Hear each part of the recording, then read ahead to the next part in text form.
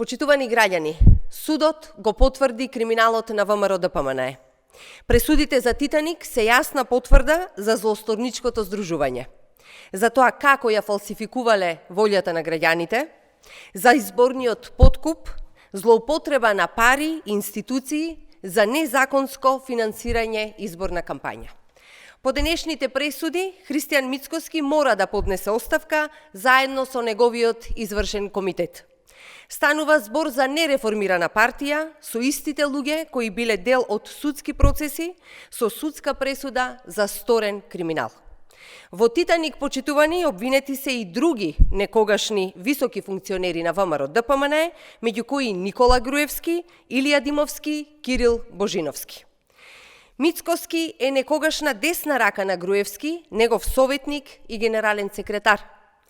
Во актуелното раководство на партијата се луѓето на Груевски, како Александар Николовски и Владо Мисајловски, но и луѓе за кои има и други обвиненија, како Антонио Милошовски и Игор Јанушев.